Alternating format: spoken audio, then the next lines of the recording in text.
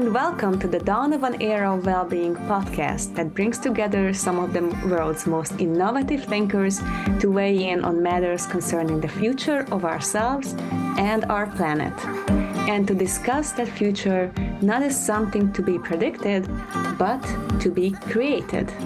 In each episode, your hosts Erwin Laszlo and Frederick Zhao and the moderator Nora Cesar will converse with guests from numerous disciplines to help us navigate a new worldview which derives its wisdom from a synthesis of ancient and modern, East and West, science and spirituality. From these seemingly divergent perspectives, we will demonstrate how we can create a new narrative and usher in the dawn of a better era. So, welcome everyone. Today's episode will be focusing on Christianity, specifically Catholicism. Our guest is Father Laurence Freeman. Allow me to introduce him briefly. With Irish and English roots, Laurence Freeman studied English literature at New College, Oxford University. Before entering monastic life, he worked with the United Nations in New York, in banking and journalism. Father Laurence is a monk of the Benedictine congregation of Monte, Oliveto, Maggiore. He is the director and spiritual guide of the World Community for Christian Meditation, a global, inclusive, contemplative community. He is the author of a large number of books on Christianity. He travels extensively, giving presentations and leading Christian meditation retreats. He collaborated with the Dalai Lama on many dialogues and worked together on the groundbreaking book, The Good Heart. He was awarded the Order of Canada in 2012 in recognition of his work for interfaith dialogue and the promotion of world peace. Welcome, Father Laurence. Thank you, Nora, very much. It's great to be with you. And please allow me to introduce our hosts, Erwin Laszlo and Frederick Zhao. Erwin Laszlo, a two-time Nobel Peace Prize nominee, world-renowned philosopher and systems scientist, author of over 106 books, founder of the Laszlo Institute of New Paradigm Research and the Club of Budapest. Recipient of multiple honors and awards like the Goy Peace Prize, the Assisi Mandir Peace Prize, and the Luxembourg Peace Prize. Frederick Zhao, a business leader, futurist, practitioner of Eastern wisdom and Western science, author, chairman of the Family Business Network's Council of Wisdom, and founder of the prestigious Octave Institute, fusing ancient wisdom and quantum science as a platform for people to achieve a purposeful life, mindfully lived at new levels of consciousness and freedom. Erwin, I would like to invite you to start this session. So please set the stage for us. First of all, I'm delighted to be part of this dialogue. To start it off, Fred Zhao had the insight to bring us together from one time to another, from each time to talk to a leader of a different religion, finding out perhaps what they have in common and what we can expect of them. We see Father Laurence, who's been awarded prizes for peace. He works for the United Nations. He's a very practical-minded person, as well as a deep thinker and a deep religious leader. So we are not talking about religion here as theology, not worrying about what its background and what its pronouncements are. But rather, I suggest, at least for my part, I'd like to talk about what the effect of it is. What is the role and the consequence of belief in Christianity on the world today? What is it that we can expect of Christianity as giving us guidance? We need guidance. I'm speaking on behalf or in the name of the human community. We have gone off in a tangent the last 150, 200 years, especially in the last 25, 50 years, in an unsustainable tangent. tangent that is creating more and more conflict and suffering, inequality in the world, and creating conditions that are worsening gradually, and not so gradually even on the level of the ecology. So what is it then that we can expect, hope for, as the guidance that we get from Christianity? I would like to propose two words. I have had the pleasure also to talk to and be work with the Dalai Lama. That was also one of these things that I learned from that, but also with religious Christian leaders. Two key terms. One is love, and the other one is compassion. I suggest that what we need, desperately and urgently need in this world, higher level of love. Love as Christianity practices it. It means love, universal love for all things, and unconditional love, not in exchange for anything. This, I think, is a teaching that has inspired me from Jesus Christ. I can't say that I'm particularly a religious person, not in a conventional sense, but I'm religious in the sense in which I subscribe to William James's pronouncement when he said that the religious experience of all kinds has one thing in common, that we are part of something larger than ourselves. And that something larger appears to be a loving entity, a loving oneness to which we belong. Compassion is part of our being, part of that. We share it. We share the good and the bad. I don't really believe, but that's getting into theology. I don't want to do that. I don't really believe in evil as such. I think we are good. We were born good. We have been misguided often. But we live in a world that is filled with hate, with violence, with injustice.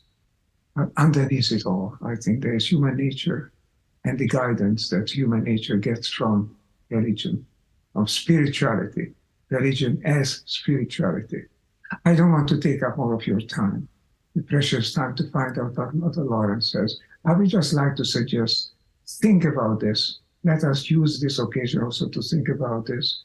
Christianity as a means of infusing universal love and higher level of compassion between people. That I think is desperately needed. How this can be done, what are the ways and means, that's something that we can discuss that needs to be worked on. But having an eminent Christian leader like Father Freeman with us, it's a unique opportunity to also to think about this aspect. I hope for my trust and faith in religion as a force for goodness and for understanding on this earth. Thank you for your attention. I won't take up more of your time. I look forward to hear what Fred has to say and then what Father Freeman has to say. Thank you.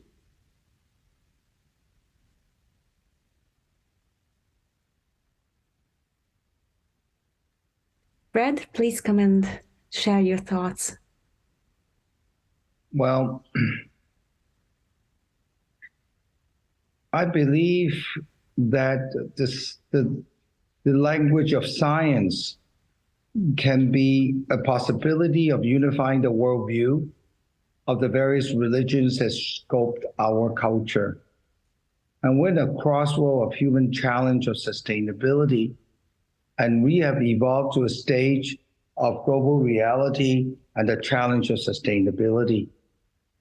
This sustainability comes because of a market economy that has now driven freedom, and it lacks morality and ethics. That's why there's a rise within the market economy itself for it to have ESG and impact investment, which is ethics and morality. But we have to go back into a much more fundamental thing of worldview, because how we see the world in terms of how we think about it, how we feel, and how we choose. But there's a language barrier to cross truths And every religion and science is all seeking truth. In my mind, actually, the scientific worldview could be a possibility, the quantum languages, to talk about spirituality as consciousness. And we hope to find a common language that we can find a common sense and a commonality for us to move together as we. If we think about what we do and the history of humanity, it is a succeeding of finding the we and therefore the collaboration, and then we can find progress. If we cannot find the we and we fail to collaborate, we ended up in conspiracy theory, we ended up with fear, we ended up with ignorance, and then we start doing conflict and eventually to war. And so we can think about the history of humanity as one of succeeding or failing to collaborate. One that moved from I to we, which we do moment to moment without knowing. We seem to be focused on production, but yet in the real fundamental, we're doing the I to we, whether it's a family, whether it's any other organization, religious or business, to reach the I to we, and that forms humanity. And this is the truth that we have to face. And all religion is try to find this thing. And if love is a reflection of our true nature, a reflection of truth that we are actually at one, then love is wisdom itself, of holism, of oneness, of expression of that oneness in the material world. The spirituality is whole and one, and the material world is expression, or in quantum science, the perception, the appearance of material separation. And so we need to endure to find a common language, to find a commonality, so that human being can move in the same direction of creating the we into co-creation of reality through collaboration. And I think we look forward to this series of dialogue with religion and see if we can find a common language about truth. And I went to Catholic school for most of my life, from kindergarten. And I believe what I learned, which we call religious study, which actually I always get an A, informed me about the truth. And it's really very similar to my Chinese cultural heritage and also quantum science. And thus unifying the East and the West. Thank you. Thank you, Fred. Beautifully said. I would like to invite in Father Laurence. Can you please share a bit more about your faith and your journey of becoming a monk? Thank you. First of all, thank you, Erwin and Fred, for your welcoming and helpful, very helpful introductory remarks. It's wonderful to be here with you, and I'd like to make a contribution to this very important discussion. I think you put your finger on one of the most important topics of our time, which is what is religion for, and in what way will religion itself be transformed, not just institutionally, but how will its purpose be understood or rediscovered as a result of the crisis that we're passing through. The first thing I'd like to say is that I don't see, of course, a fundamental contradiction between science and religion. A good example of this would be the Belgian Jesuit priest. I think he was doing his research as a cosmologist and a physicist, and he was the first person to imagine and discover the Big Bang theory. And he gave the mathematics of his discovery to Einstein. And Einstein was not very convinced about it, but when he read the mathematics, he said, the mathematics is perfect, but the idea is absurd.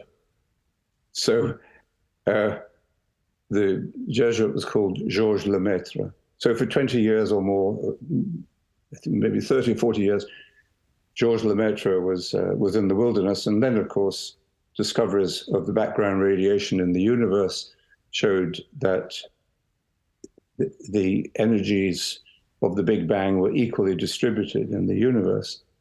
So he was then asked, is there a contradiction in your experience between religion and faith? And he said, no. He said, for me, there are two ways of arriving at the truth: religion and faith. Science and faith. And he said, I use both. And the reason I think we can understand that they are complementary ways of investigating the truth, exploring the truth, is because science itself is a contemplative activity.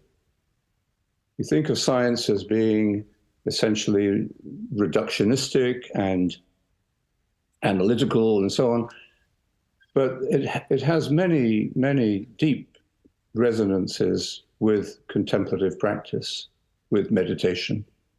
First of all, it is humble, because the more it knows, the more it realizes it does not know. Secondly, it is driven by an experience of wonder, the wonder of discovery, a childlikeness. And also in its pure work, both science and contemplation have a sense of service, that what they are serving is the good of humanity, not just, the ego is always present, but fundamentally the work itself is directed towards the well-being of humanity. So I don't think there's any essential difference between science and religion, but we have to understand what religion is, I think, in order to make some comments about where Christianity is at this time in history. I think essentially religion can be understood as having three elements. There's the institutional element. Everything, eventually, if it lasts, it takes on an institutional structure. Every religion that we know has that, even some kind of clergy or priesthood or monkhood or some kind of structure, and sometimes very hierarchical. Catholic Church is very hierarchical, for example. But that's one aspect, the institutional. The other element of religion is the intellectual, that there is an experience at the heart of religion. And the mind intuitively and naturally, instinctively wants to understand. And so it thinks, it creates ways of explanation, not only at the rational and logical level, although that's a part of it, but also at the symbolic level. For example, the mystics, and this is the third element of religion, is the mystical element. And if we miss out the mystical element, religion itself begins to degenerate. It becomes ossified, it becomes hard, and it becomes oppressive. It can become a really dark force in the world. So every religion, that when it faces a time of renewal, of regeneration, does so by rediscovering and reintegrating its own mystical core. In the axial age, about 2,500 years ago, this great rediscovery, or this great discovery, of interiority, and even of an ultimate purpose in life seem to happen across all of the global cultures, more or less at the same time. And out of this have come what we call the main religious traditions of our time. And at the heart of all of these, and in the founding wisdom of each of these traditions, we find a mystical element. And it's at this mystical element that, it's in this mystical commonality that we find the common ground of humanity. You were asking me about being a monk. Well, when I meet a monk, a Buddhist monk, or a monk in another tradition, I feel they are my brothers, and I would include sisters. I would use monk as a non-gender term. I feel that they are my brother or sister. It's like, I suppose, when a scientist meets another scientist, or a plumber meets another plumber, they kind of recognize they have something common in their lifestyle or in their way of understanding the world. And so monasticism for me has always been an expression of this common ground. It's found as a trans-historical and trans-cultural phenomenon in all human societies after they've reached a certain level of sophistication or development. Societies generate some kind of monastic lifestyle. And I think that has provided humanity with a source of wisdom, a well of wisdom that it can draw on. Here at Bonnevaux in France, where I live now, it's our international center of the WCCM.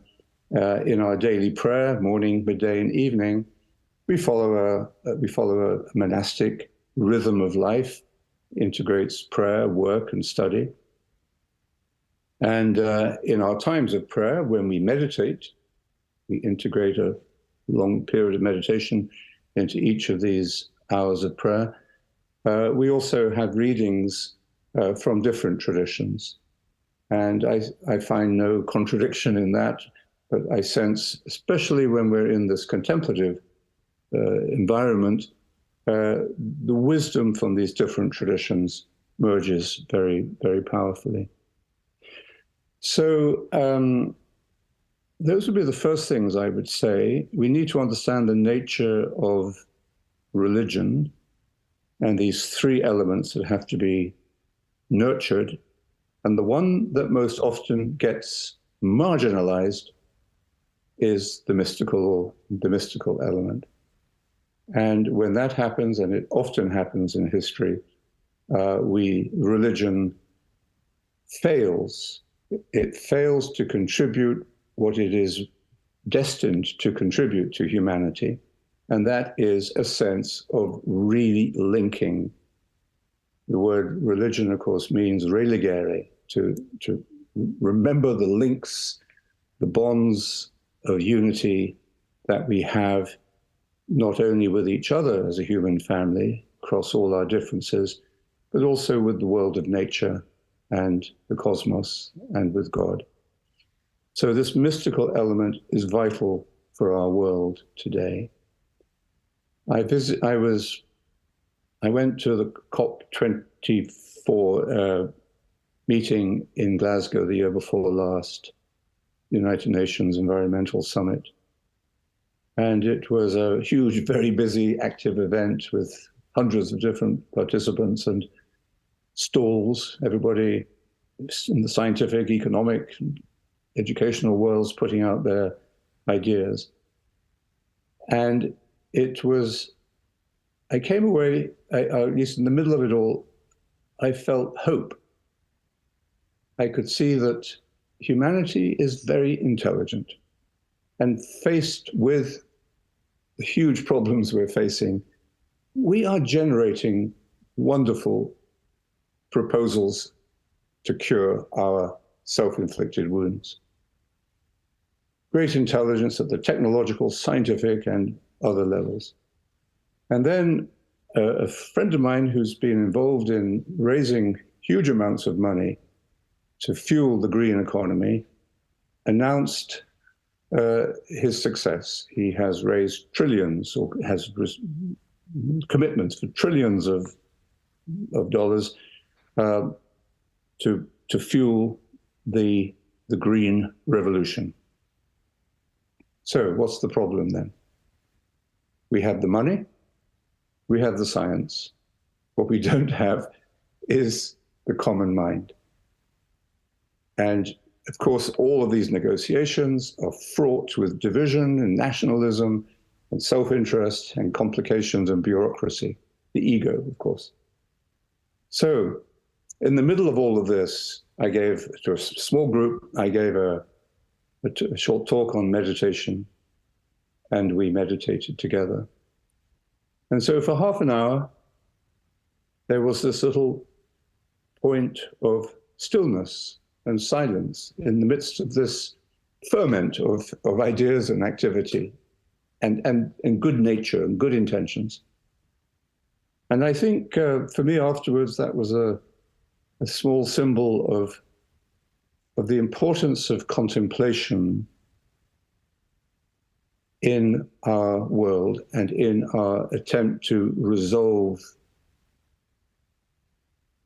the crisis that we have created for ourselves and that we have to solve for ourselves. And so it seems to me in our work, the work of our community for 40 years now has been to teach meditation from the Christian tradition, but increasingly, it's recognizing that meditation is a universal wisdom, and that when we meet in this experience of silence, stillness, and simplicity, we recognize each other. Just as a monk will recognize another monk, so meditators recognize each other. And this recognition from the heart, from the deep intuition, I think is vital for achieving that common mind, that sense of unity, which if we don't achieve that, then all of our ideas and all of the money that's available will really be useless. So that's why I feel meditation makes a difference. And each of the religious traditions has their own unique contribution to make, and they need to work together in friendship. Friendship is the key word. It's not intellectual agreement necessarily. They're always, I'm not sure that even the common language is the answer, because there's always going to be diversity.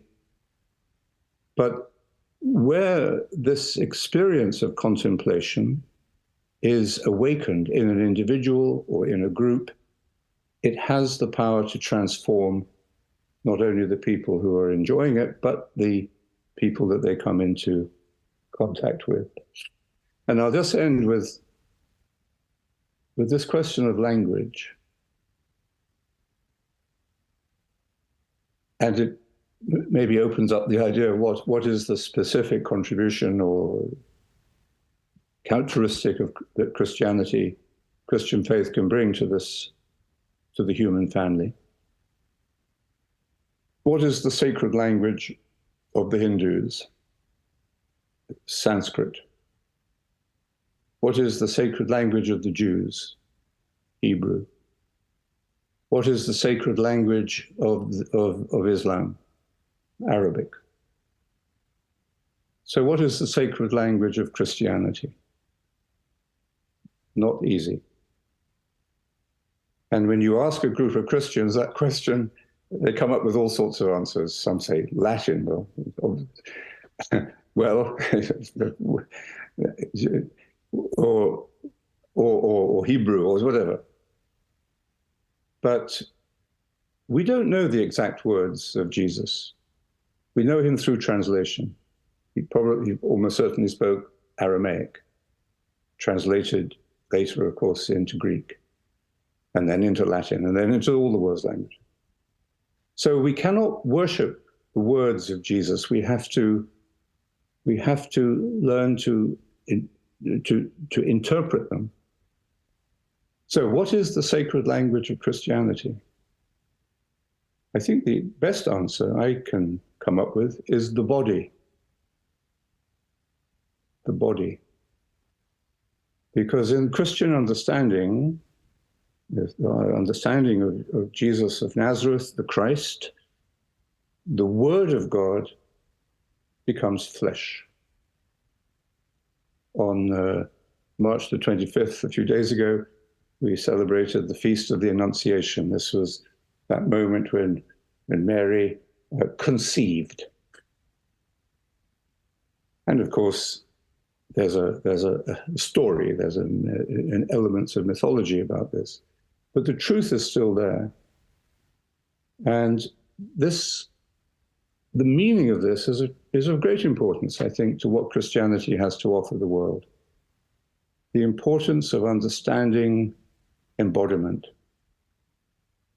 that the human being, human consciousness is embodied. We cannot imagine anything human that is not embodied. Thought itself is embodied, ideas are embodied, imagination is embodied. So I think this is probably the gift that Christianity has to, the common gift, but the gift that we have to emphasize. I'm not saying we do it very well, and I think Christianity has a lot of growth to do, for example, in the theology of the body and the understanding of sexuality. But the core of that faith is embodiment, and the embodiment of the human relationship with God. So I don't know if that's a helpful next step, but anyway, that's some of the questions raised. Thank you, Father Laurence. Erwin, what would you like to add to that wonderful? Extremely helpful, Father Laurence, extremely helpful. Indeed. Until you got to this last section, segment of your talk, when you talk about embodiment, you sounded more like a Buddhist monk than a Christian monk, at least in the normal everyday understanding. You really sounded like a deep Oriental monk. But that, as you say, is a universal feature. To be able to descend onto this deeper level. Meditation is commonly understood and associated with the Eastern religions. Mysticism as well. So there is an element, of course, in Christianity that you, I'm sure, have studied much more than I have, and are much more familiar with. There is that element. But in the public mind, Christianity is not associated with meditative mysticism. It's associated with the necessity of faith, of being able to subscribe to the tenets of the sacred scriptures, regardless of what language they are written in. And then there is also the word of Jesus of forgiveness, of compassion and love. That, I think, is a tremendous gift. And when we talk about, and we get to talk about now, perhaps, about specific contribution of Christianity to the world today, to this tremendously uncertain and unsustainable and crisis-prone world, which is motivated by deeper feelings as well as by jealousies and power hunger and wealth hunger, all those elements playing together. Then we need religion. Religion not necessarily as something that is otherworldly, but religion as something that guides us in this world, that gives us orientation, tells us, yes, that there is a higher force, And that I think is fundamental, and I have not heard Father Laurence mention that yet, but I think it's worth to talk about that there is a higher presence in the world. Now, I'm supposed to be a scientist. I've written over 100 books on that field, philosophy of science and the applications of scientific thinking to society. And here the businessman next to us sounded much more like a scientist, and I sounded more like a monk, perhaps, in a way like a church. But all of these elements have to be brought together. Now, to me, that is a very key element. There is a higher presence. There is a force or energy or orientation or spirit or whatever we call it, that we can't do science without that. Obviously, we can't do religion without that. There is something in us which makes us belong to a higher entity, to a higher unit, to a higher oneness in the world. Now, how could Christianity spell out this more than it has been doing? Because you see the world in today is badly in need of understanding that we are part of something greater than we are, and that something greater is benevolent, it's oneness, it's something that makes people join. Okay, so I see the words of Jesus, that fantastic sacrifice that he has done, as being oriented toward love for people, love for the world in general. I think there it is. Now I'm trying to sound like a Christian monk, but I'm not. But I'm trying to try to get a balanced view. And I think a particular great accomplishment of Christianity is to bring love into the world and compassion and understanding into the world. How can we focus this? I mean, honestly, as a question, I don't know how. I'm sure Father Laurence knows. How can we focus Christianity, the Christian teaching, not on dogma, not on the sacrifice that has been done, not on guilt, but on the beauty and on the oneness that is us? How do we do this? I think it's a very great need for that. I'm grateful to Father Laurence for being with us and being able to discuss these things. Shall I respond to that now before Fred? Please, go ahead. Yeah, thank you. Well, thank you, Owen. Your point about in the popular idea, meditation is an Oriental practice, Eastern religion. That may well be true, and of course, for many years, teaching meditation to Christians, I've encountered that. But I think over those 40 years, we've made some progress in educating the Christian world to the fact that actually Christianity is a mystical religion.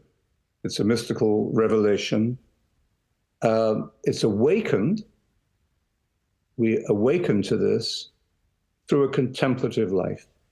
That means a life that is whose form and shape and motivation, a way of life that is influenced by that understanding of what Jesus is, and understanding his words, interpreting the meaning of his words, means that we also come closer into union with who he is.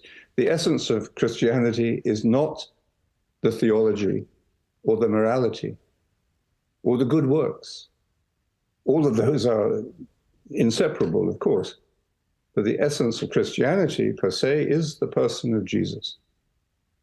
Now, in that dialogue with His Holiness the Dalai Lama, I learned so much about interreligious dialogue by hearing him go into the deeper levels of meaning of the texts from the Gospels, the words of Jesus that we presented him with. And but he also, but as he said, the goal is not to create some artificial unity, but to find a universal consciousness, a common And the best word is friendship. The best word is deep friendship. We could also use the word love, but friendship brings it a little more down to earth. I think we have to see today that Christianity is a non-dualistic religion. Now, this is much more easily recognized in Eastern Christianity, in the Orthodox traditions of Greece and Russia. But in Western Christianity, for various historical reasons, the contemplative element of religion became marginalized. It was thought that only monks were really able to handle this. And this was a severe impoverishment to Western Latin Christianity, which we are recovering especially since the great revolution that took place in the Catholic Church in the late 50s and early 60s, with the Second Vatican Council. This was an amazing internal earthquake within a major institution that looked into itself and said, we need to change. It was a revolution of consciousness. And we're still suffering the aftershocks of this, but we're on the way, I think, to remembering ourselves and to remember what the church actually is and what it means. When we do that, I think Christianity has a very powerful contribution to make. You were saying, Erwin, that we need an awareness that there is something, that we belong to something greater. So that means our instinct for transcendence. Without transcendence, we are brutes. We become brutish. Without transcendence, we cannot care with compassion and concern for the weak and the abandoned. And that's why Jesus places the care that we give to those who are poor, those who are in prison, those who are sick, those who need burial. He goes through what we call the corporal works of mercy. And he says in chapter 25 of Matthew's Gospel, he said, at the last judgment, those who, the judge will say, come into the kingdom, because when I was hungry, you fed me. When I was thirsty, you gave me to drink. When I was naked, you clothed me. And then it says, the people who said, but when did we see you hungry? When did we see you thirsty? When did we do these things for you? And there's this amazing response. When you did this to the least of these little ones, you did it to me. So that's Christianity. Now, I'm not saying it has always reflected that truth, but that is the heart of Christianity, I think. The other thing I would say, if we get that right, if Christianity can remember that it's non-dualistic, and that Jesus Christ is the emanation, the revelation, or the embodiment of that unity of humanity with God, then the next big gift that Christianity should be able to make to the world is the charism of servanthood. Jesus also says, and anything in the Christian faith, anything that Jesus says could be said to be a translation of the divine word. Jesus also says, I have not come to judge the world, but to save it, which means to heal it of our divisions. And then he also says, at the Last Supper, as he is preparing to leave and make the sacrifice that you described, he says to his disciples, you call me Lord and Master, and rightly so, but I call you friends, because I have shared with you everything I have learned from my Father. And that is an amazing, I think, moment of a religious revolution. He's describing God as a friend. Benevolence was the word that Owen used. That means that he shares everything with us, and that's what the sending of the Holy Spirit means. Nothing is held back. That means we as human beings are empowered to serve each other in a spirit of love, but also to realize that we are on the road to divinization. And one of the mantras of the early Christian thinkers, trying to understand all of this, was God became human so that human beings might become God.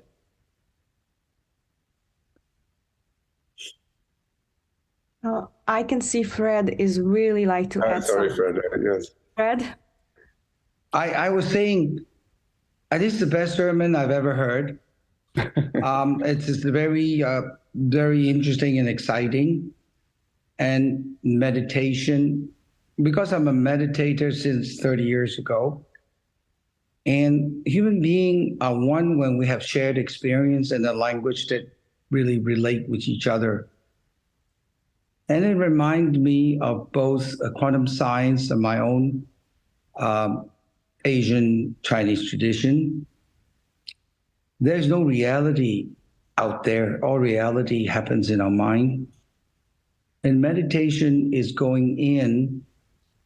And it reminds me that God is in us, and in stillness we'll find him. And in stillness, God will heal us. And the Chinese are talking about as unification with the cosmos.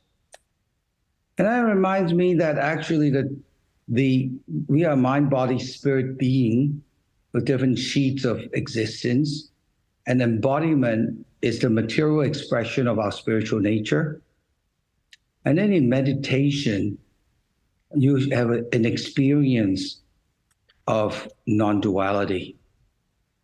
And then when we found that we are actually one, then the expression of that oneness is what we call love. That we're not separated as non-duality. That we found unification with the cosmos or unification with God. And then in most of the sermons I hear is not spoken in this way. And this is very interesting because in our journey inward to find God or find self or to find unification, we actually do experience.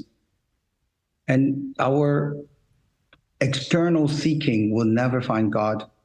It is only through an internal exploration we will find God, we'll find oneness, we'll find love, and we'll find expression.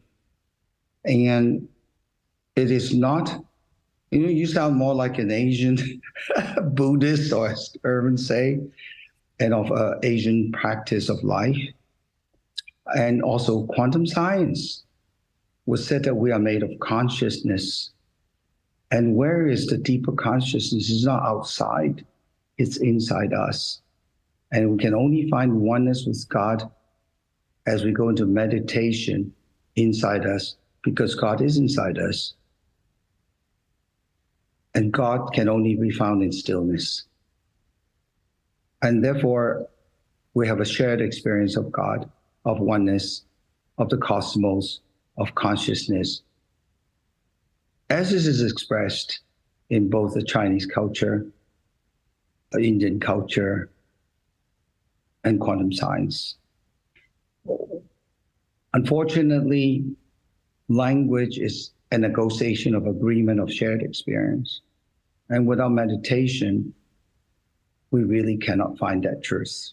There is no reality outside. There is only reality in our mind, which we know in science, we are receptors that get information from outside. But all reality happens inside us. And it's not I've been to many Catholic sermons. I grew up with Catholicism, but I've never heard this sermon before. And it reminds me of the teaching of Chinese culture, finding truth. It reminds me of the teaching of Catholicism in the Bible. It reminds me of the paradigm of quantum science that talked about what reality really is. That the outside is nothing but a manifestation of what's inside us. It's not real. And that we must live, and we do live, really in an inner reality of our mind. And in our mind exists our soul. And this meditation approach to find shared experience and come up with a common language, that path is really a path of a journey inside, an exploration of inside, rather seeking from external reality. And so I'm actually quite excited that you approach it from a journey inside through meditation. Well, thank you, Fred.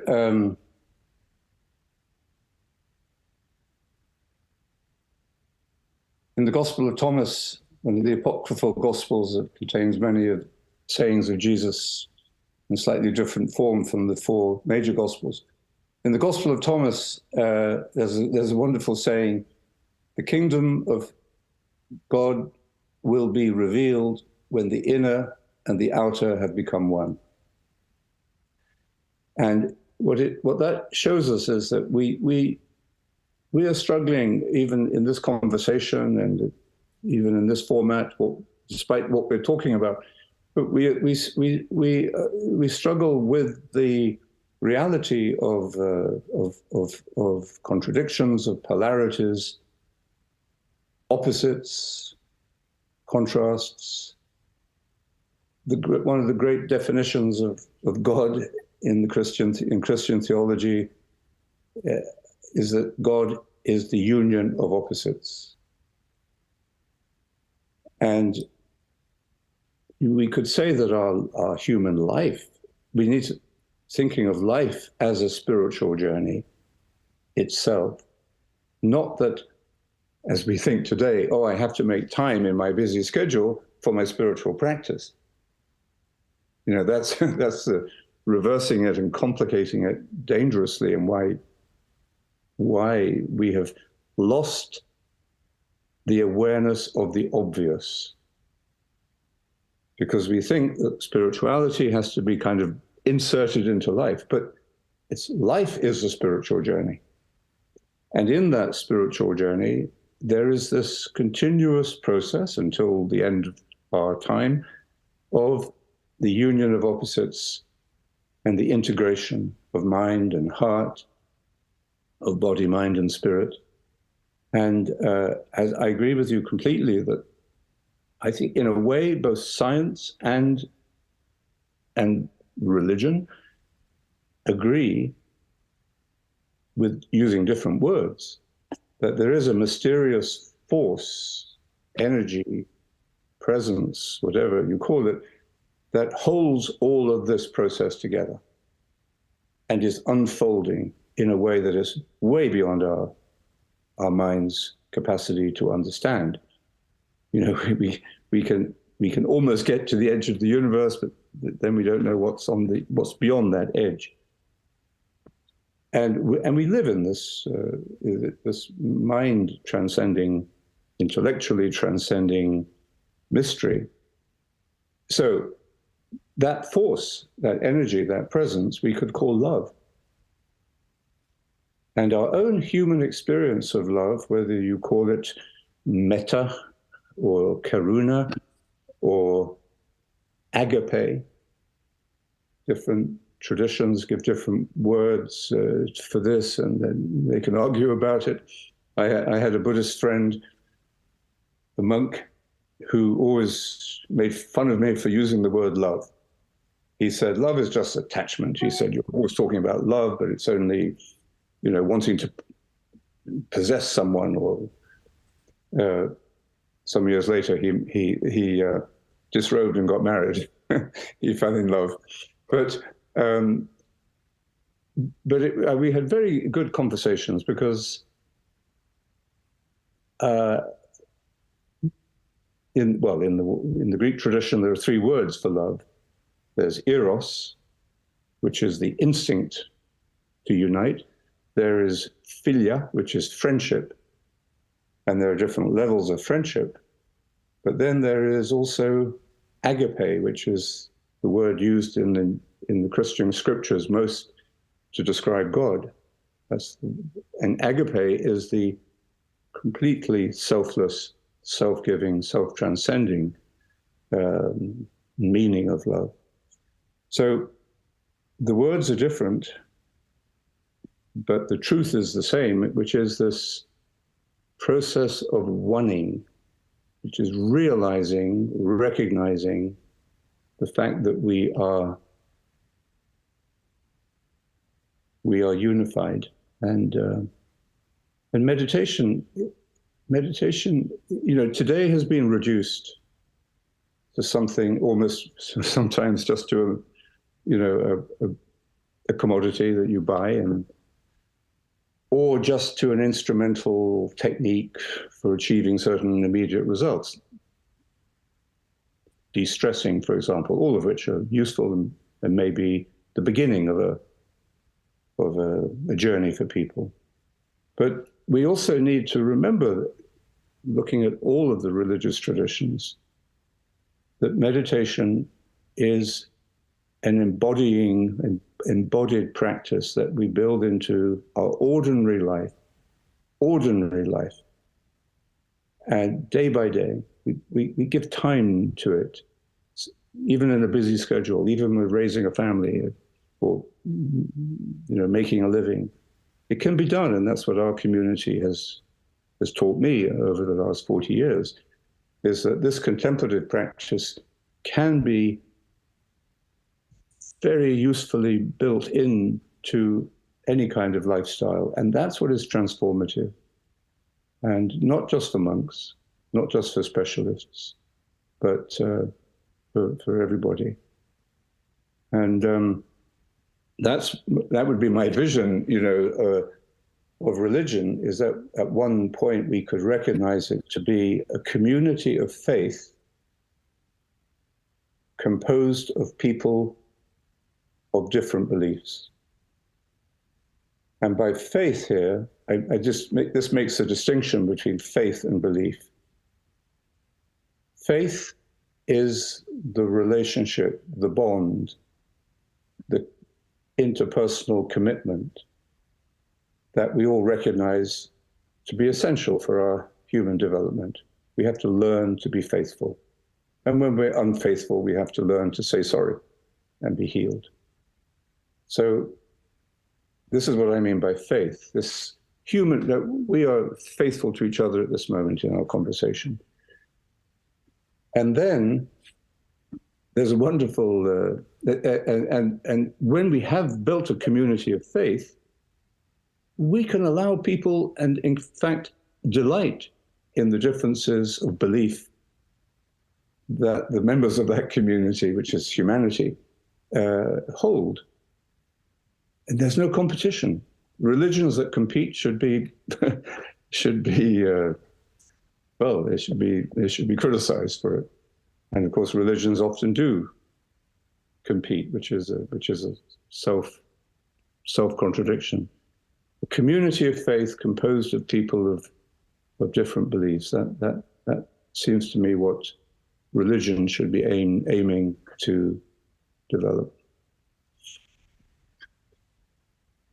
It's very interesting. To the Chinese, faith is no doubt, and language is shared experience. So we said this is a glass. The glass is a shared experience, then we have a language. But if we have an inner journey of contemplative reality, Faith is just no doubt because you experience this oneness with God, this oneness with the cosmos, whatever the language you use. And when you feel this oneness, there's no duality in there, because duality is our perception to see how separation is, but in fact, it's separation. And when you experience it, and it reminds me of Zen practices. Zen practice is not when you're in meditation. It's when you're in meditation in your life, where you're mindful and observe that with non-attachment to see the truth behind the manifestation of the dualistic world, to see through the dualistic world, and therefore having that experience in living your life, and as a spiritual journey of seeing what it really is beyond the material worlds, which is non-dualistic. And Zen is a practice of non-attachment stillness as you experience life in the dualistic world, and therefore changing how you see reality and experience reality. And so Zen is the seeing through when you have stillness and non-attachment, so the I does not get involved in distorting the reality of your experience. See, thank you. When you read the New Testament, the Gospels, when you read them in the light of the experience of meditation, you can see why, as both of you were saying, this, I sound like an Eastern monk, Asian monk. Well, the reason is because at that level, at that core, reality is one. They're described in different words. What you've just described as the Zen practice is present in a different way and style, but is present in the teaching of Jesus. The Beatitudes, which is like his fire sermon, in the Beatitudes, he speaks about purity of heart. And purity of heart is not, in the way he describes it, a moral purity.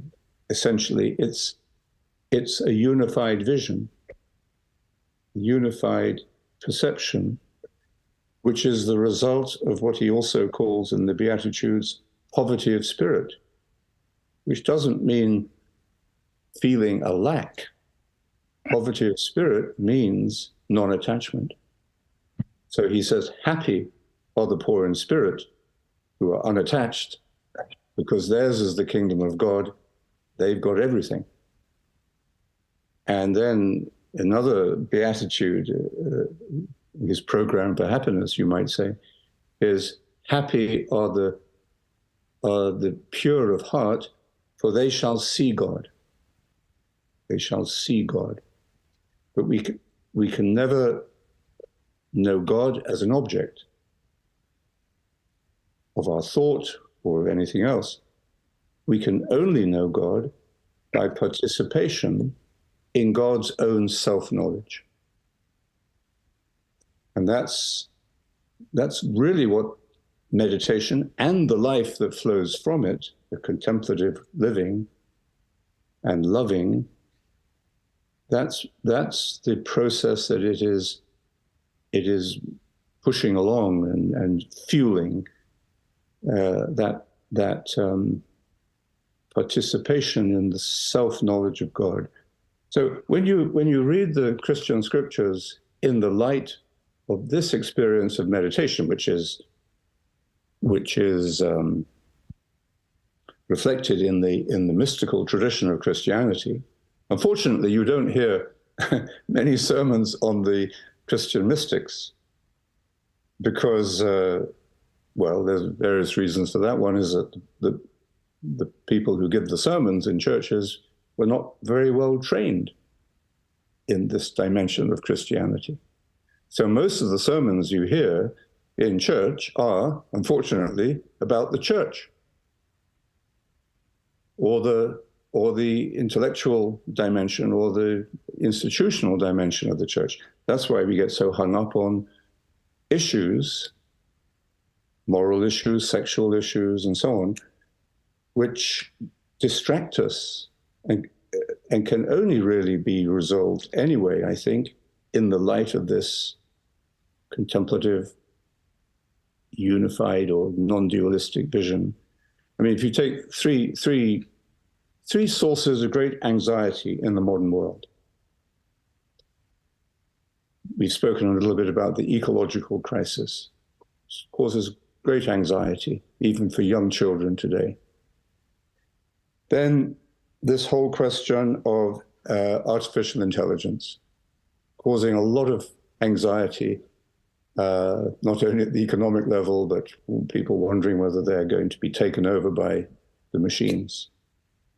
Or you take another source of anxiety, which is gender, come up very strongly in the last few years. I don't think we can ever resolve the anxiety that those contemporary issues create without a contemplative consciousness. Because the answer to them, don't you agree? I mean, no, I said, wow, it's true. Because in our process inward to find out self, we found the image of God. So we made the image of God. So as we go in to find out our true self, we found out and know God. That's right. Self-knowledge is the basis of our knowledge of God, yes. Absolutely right. Erwin, what would you like to add to that?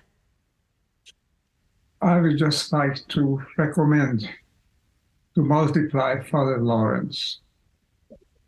We need priests, we need monks, we need religious leaders who have this mentality. Not the everyday mentality of if you want to be somewhat fair but also critical of Christianism. Very often there is that element of trying to make people artificially humble for sins that the collectively humanity has committed, and having to atone for that, having to still to live with a memory, the built-in memory of that incredible violence, which is the act of crucifixion. That element, which is not present in Buddhism or in most of the Eastern religions, it's present in Christianity, and it doesn't favor a unity. It means subservience to a jealous God, the wrathful God. And that is very often comes through the sermons, the everyday sermons. A little bit that I go once in a while when I can to a church and hear a sermon. Most of the time I'm struck not by the emphasis on love and on joining together, but on the emphasis of trying to atone for sin, for guilt, by pointing to the crucifixion. I don't dare to look at the crucifix. It's the most incredible violence if you think of that. I don't even want to somehow imagine that, what it means to put somebody on a cross with nails, and until they I suppose lose consciousness. But it's the most incredible violence. And there is not that if that comes to the fore, it doesn't help people to find unity. Then they want to find the guilty and avenge it. What we need is that higher spirit which was behind it, which is in the personality of Jesus, not the one who actually the one who carried the cross and begged for forgiveness, because the people don't know what they are doing. But there is the deeper sense, which I think you can see also in the Gospel to the Essenes, to the lectures to the Essenes, which is this wonderful love and oneness with nature and with people. How can we bring for Christianity that element to the fore, not the element of violence and of serving a higher God, which is a jealous God and needs to be served and worshipped, but having this oneness. I think it's just we need more Father Lawrences, who are actually preaching on the everyday church all over the world. We need that. I'm very grateful for this conversation. I'm sorry if I sound a bit primitive on this, but this is a sincere puzzlement, a sincere regret that I have. And Christianity is a doctrine of a higher truth, of a deeper truth, of a oneness, of a belongingness. And then there is emphasis in acts of violence, which is necessary to absorb, for salvation, for our guilt. Salvation. Do we need to be solved, to be salvated at all times? I'm not a theologian. These are the reflections of a private person who tried to think of what it is, Christianity. I would like Christianity to be a universal religion, a leader in the world of spirituality. It needs to be, I think, emphasized, this element that we'll be discussing for the past hour here today, and not, unfortunately, the element that is very often emphasized in the everyday Christianity around the church and the corner. So I want to thank Father Laurence. I think that we need to clone him. We need to have an educational system that brings religious people as leaders toward a higher consciousness and point us of the way toward it, not to one church, but to the church of the cosmos, church of humanity. Thank you for this discussion. And again, my deepest respect to Father Laurence, and my deepest thanks to Fred for initiating this and for commenting on this, and to Nora for leading us through it. Thank you all. Thank you, Erwin. These sound like wonderful concluding words. So I'm going to ask Fred to say his concluding words, and then I'm going to ask Father Laurence if it would be possible to end this podcast episode maybe with a blessing from you, something that the audience would be able to receive and take with them when they are listening to this episode. Fred?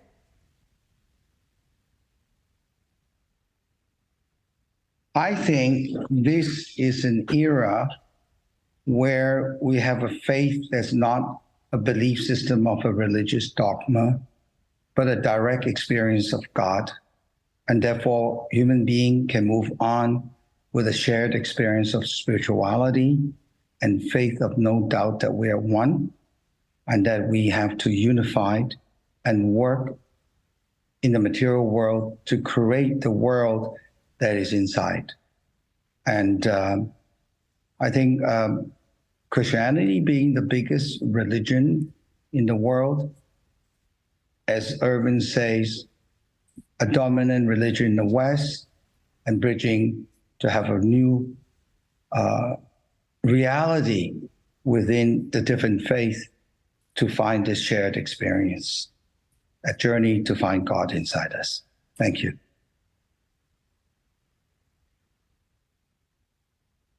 Father Laurence, please. Well, I want to thank both Erwin and Fred and you and all your listeners for making this very blessed time of sharing possible. You asked for a blessing. What I'd like to do is read the closing prayer that many of our meditation groups around the world use at their weekly meetings, and invite you to apply this blessing to your own movement, to your own community, your own organization, because I hope these words, which actually I wrote at the last minute at the blessing of our first meditation center in London many years ago, that these words reflect something in common for any group, organization, fellowship that is concerned with what we have been talking about today.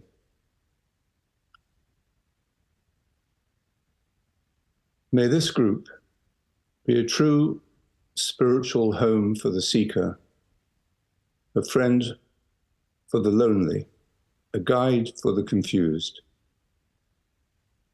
May those who pray here be strengthened by the Holy Spirit to serve all who come and to receive them as Christ himself. In the silence of this space, this room, may all the suffering, violence, and confusion of the world encounter the power that will console, renew, and uplift the human spirit.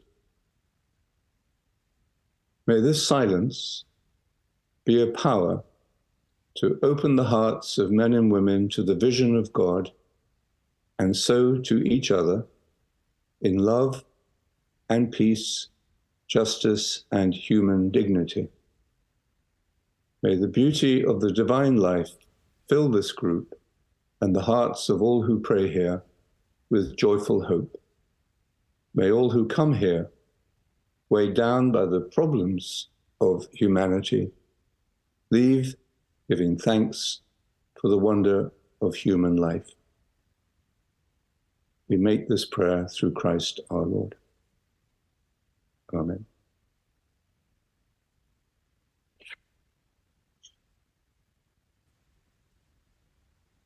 Thank you, Father Laurence. Thank you. That was beautiful. Thank you so much. So this was an incredible, compelling note to conclude on. I'm Nora Cesar with our hosts, Erwin Laszlo and Frederick Zhao, thanking today's very special guest, Father Laurence, for being here. And if you would like to know more about Father Laurence's work, then you can go and check out his website, www.wccm.org, which is the World Community for Christian Meditation. So everyone, please check out his website. And I would like to thank our worldwide audience for listening, as well as our wonderful production team, which I am happy to be a part of, led by Kenichi Sugihara, Suki Tai, and those many others at the Octave Institute and the Laszlo Institute. From whatever nation state or emotional state you might be in, this is the place to tune in. We invite you to join us for more episodes of Dawn of an Era of Wellbeing podcast, as well as to give this book to yourself or a loved one. It's a true companion for these challenging times.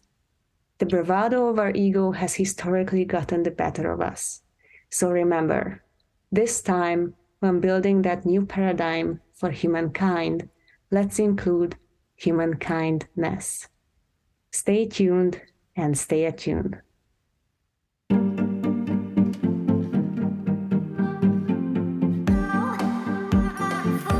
Thank you for listening.